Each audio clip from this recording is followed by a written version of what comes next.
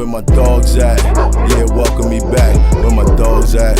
Yeah, welcome me back. Where my dogs at? Yeah, welcome me back. It's 9 niggas single again. Yeah, I'm single. In the club tryna mingle. Fuck relationships cause a nigga never been for. Can't have just one like a Pringle. So I'ma keep it simple, listen here. Icy on my wrist aware. No guilt, I'm in the clear. Photos of my ex on my Instagram disappeared. I'm single. In the club tryna mingle. Fuck relationships cause a nigga never been for.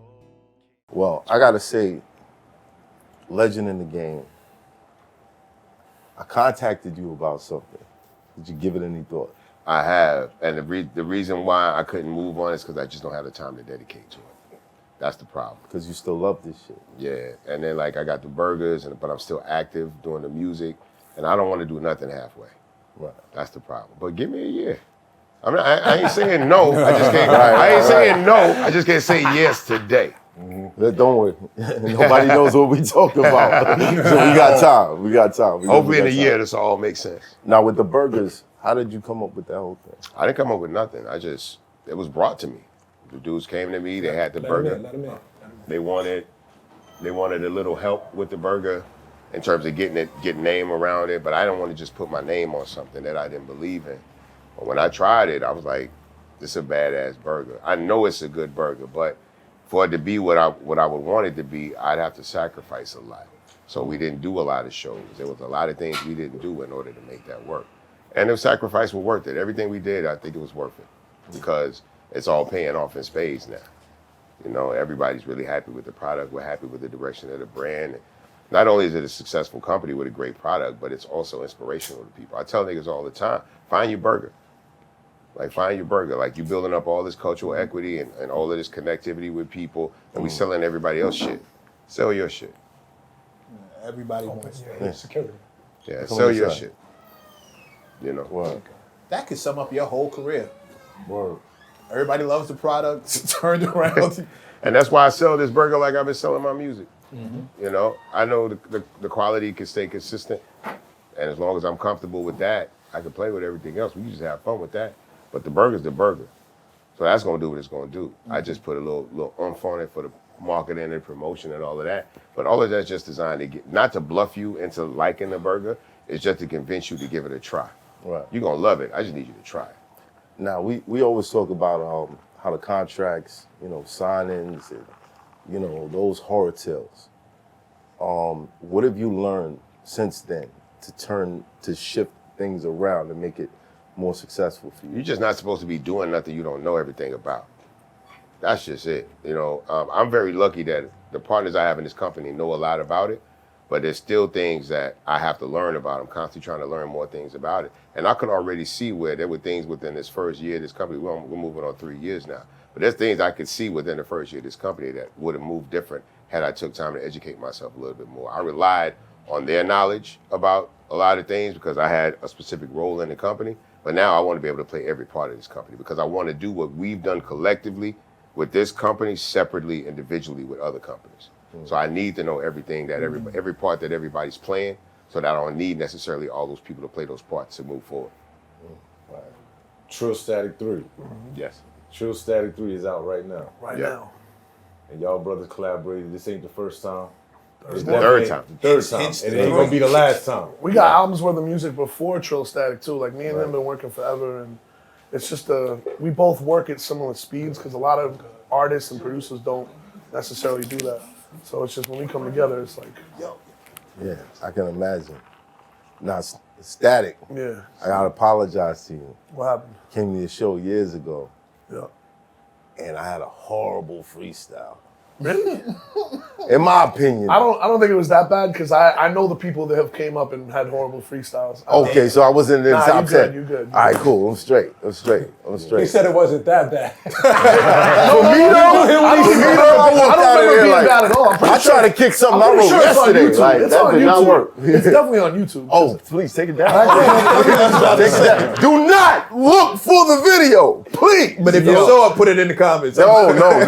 If you saw it, drop the link. Tag me when you find it. Tag me. I ain't gonna repost. I just want to see that.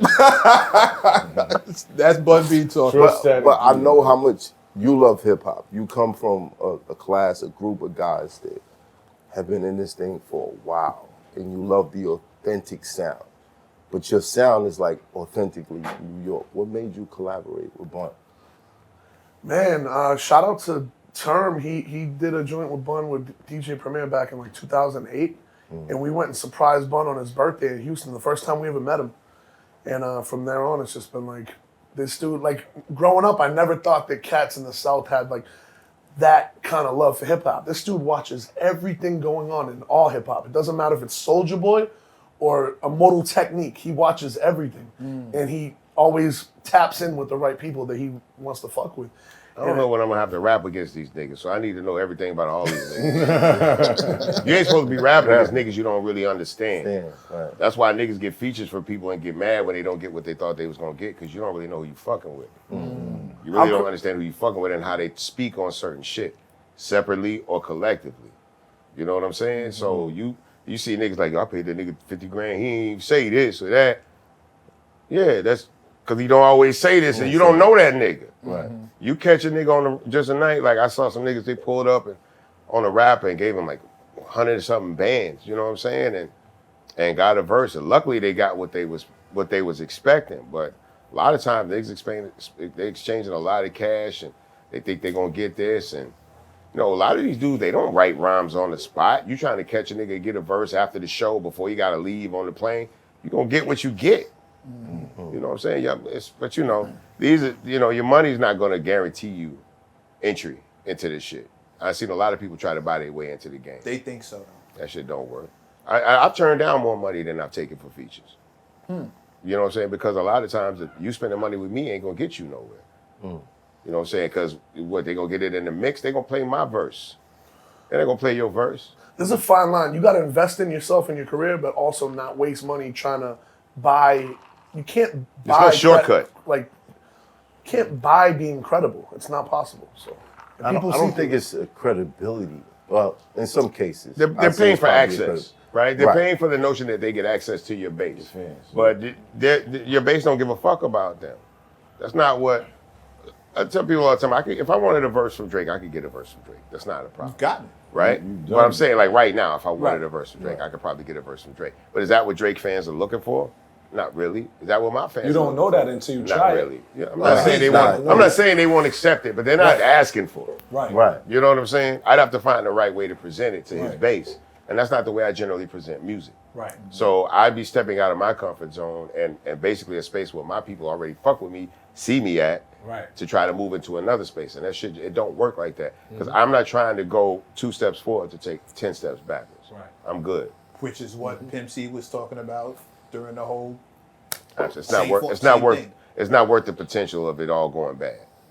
People always see the potential good in things, but there's a lot that could go bad. And you can fuck up your own momentum trying to connect to somebody else's shit. Right. They might be on their way out. I gotta shout y'all brothers out real quick for, you know, I went to the event the other night.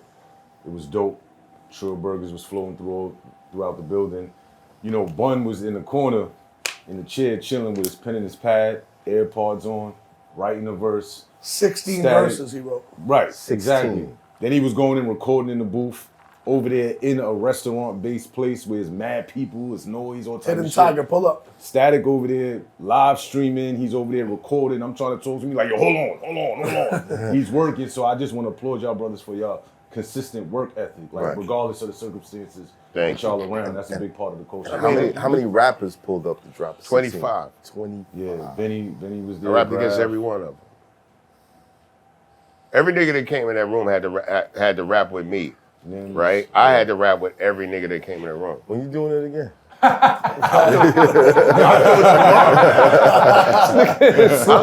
If there was a model to this that was like extremely profitable, we'd be doing these bitches one a week. I do this once a week. Special when we do it. We run out of rappers before we run out of work ethic, my nigga. Bust down rolling for the hell of it. It's my time to shine, spotlights is my element. Fuck a plain Jane, don't insult my intelligence. I don't plan on selling it, so I don't see the relevance. You niggas having pawn shop nightmares. I'm light years ahead of niggas, even on a light year. Dom Perignon stain the laces of my night ears. Born poor, but I'ma die rich, nigga, life's fair.